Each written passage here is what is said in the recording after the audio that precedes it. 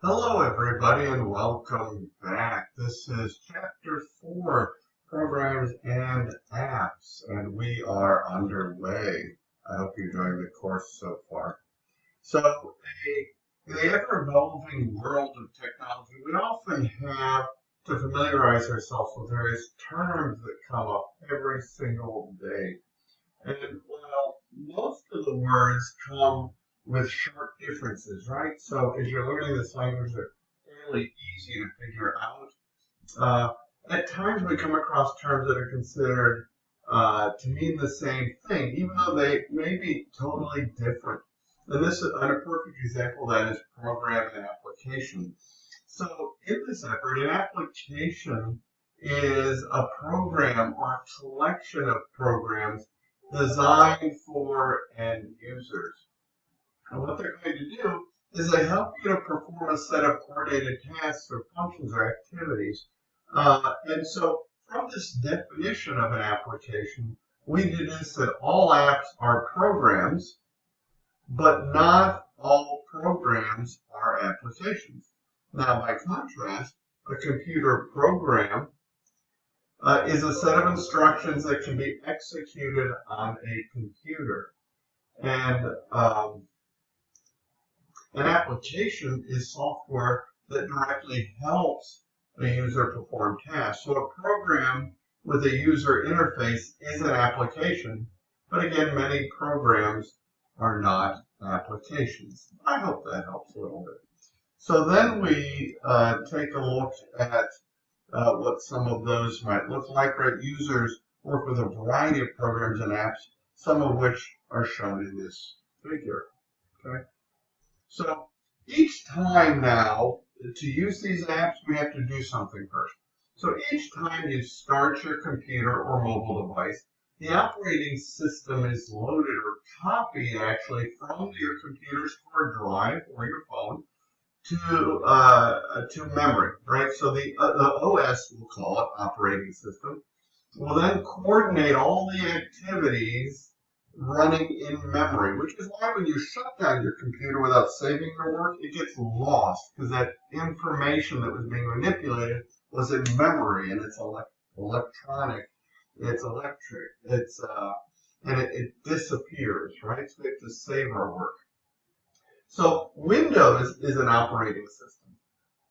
Windows 10, Windows 8, etc. Mac is also an operating system, which is for Apple computers. So Mac runs on a version of Linux, which is another type of operating system. And all that's proprietary to Apple itself. So those are just three of the operating systems. In fact, there are many more. Some examples specifically include Microsoft Windows, like Windows 10, Windows 8, Windows 7, Windows Vista, Windows XP. Those are all operating systems. For Apple, you might see Apple Mac OS, formerly called OS X. There's Chrome OS, BlackBerry Tablet OS, flavors of Linux, and, and some open source operating systems. So there's just many variations. So your computer's operating system manages all of that software and hardware on the computer when you start it up. So most of the time there are several different computer programs running at the same time, and they all need access to your computer's central processing unit, to your computer's memory, to your computer's storage. And the operating system is managing all of that. Now, just one small distinction then, what is system software? So system software is a type of computer program that is designed to run the computer's hardware and application programs. So we think of the computer system as a layered model, right? Essentially, as the book would indicate, that the course book, that the system software is your operating system and your other tools collectively described. Okay? So then we want to take a look at some of the applications that we'll use once we have our operating system up and running.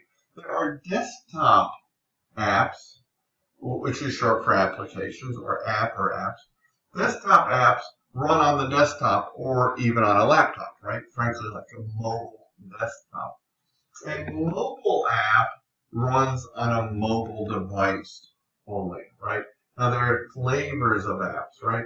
So a native app, for example, for certain mobile devices like a smartphone or a tablet, and usually users typically acquire these apps through some online store, which is also called, the text says, a marketplace, right? And a couple of marketplaces all of us are probably familiar with is the App Store or perhaps the Android apps on Google Play, right?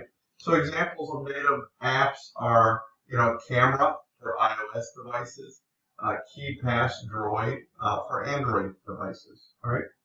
And then there are cloud applications, which is an application that provides the functionality of this native application, but which runs in the cloud, and so has to be interacted via the web browsers and APIs. Okay, so now you ask me, what is an API? An API it stands for Application Program Interface.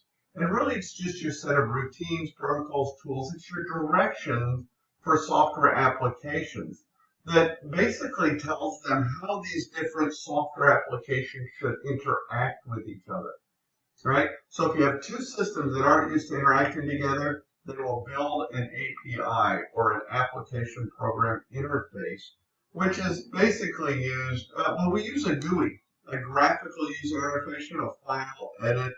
It's a graphical user interface. That's a GUI. It helps us interface with the program without having to write code ourselves, right?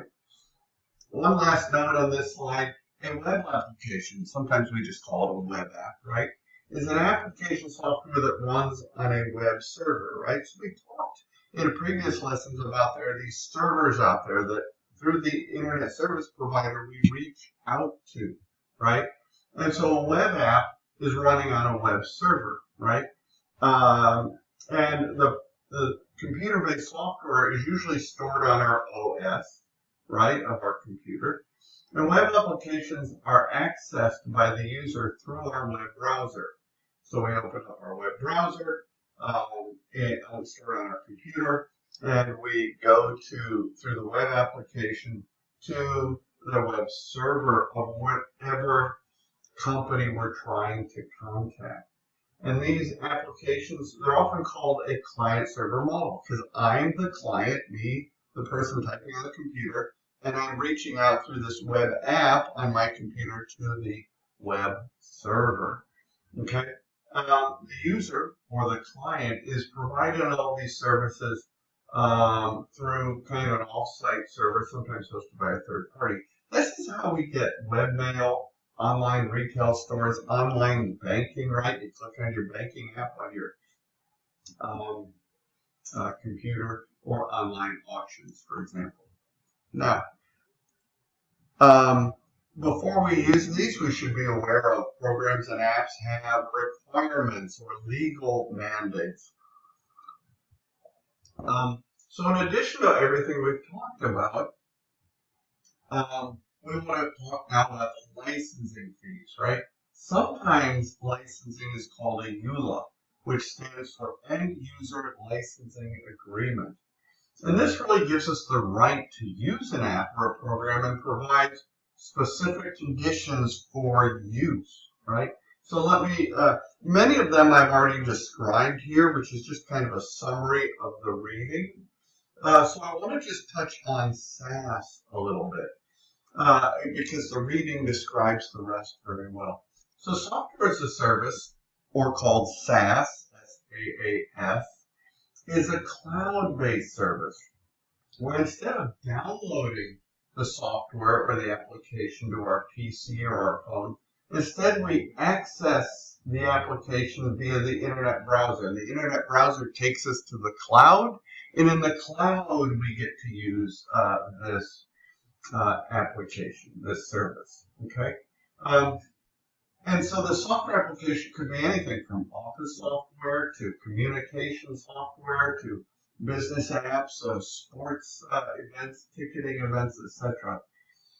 And what SaaS does is offer us a variety of advantages, and like anything, disadvantages, right?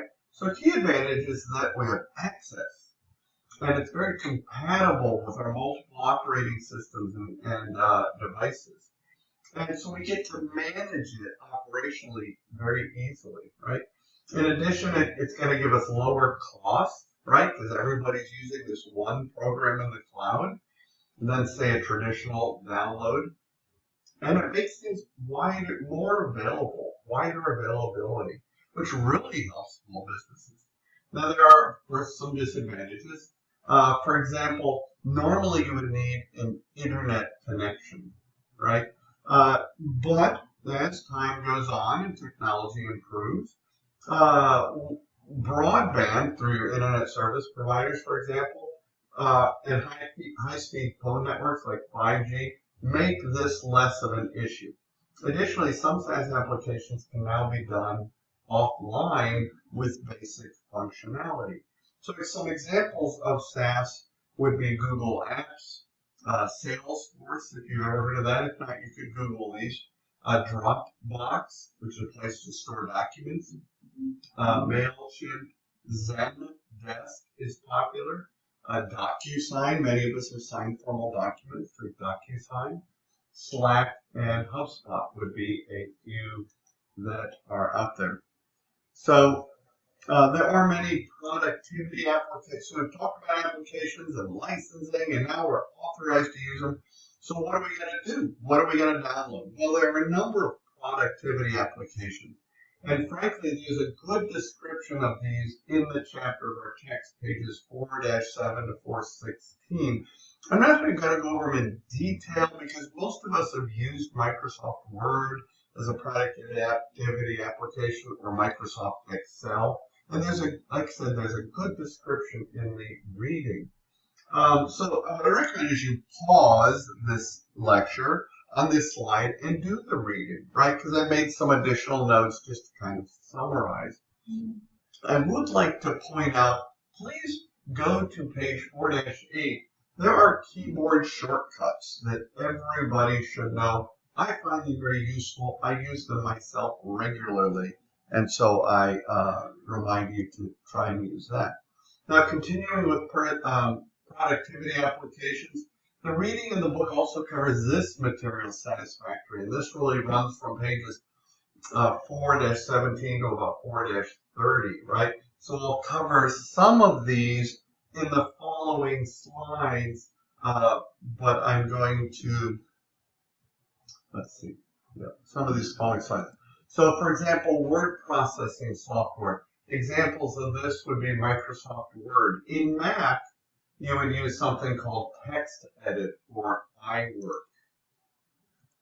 Then, continuing with presentation software, in Microsoft, I'm thinking Microsoft PowerPoint. In Mac, it's called Keynote. And Google Slides can be used for both Windows and Mac. Continue with productivity applications and spreadsheets. Microsoft Office can be purchased for Windows and has this Microsoft Excel in it for spreadsheets.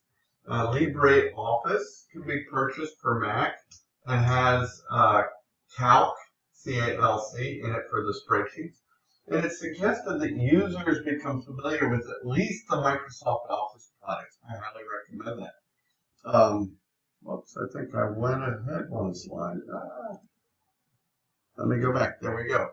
So it's a good feather in your cap to put on your resume if you can discuss roles like these productivity applications within the multiple tools that the companies provide.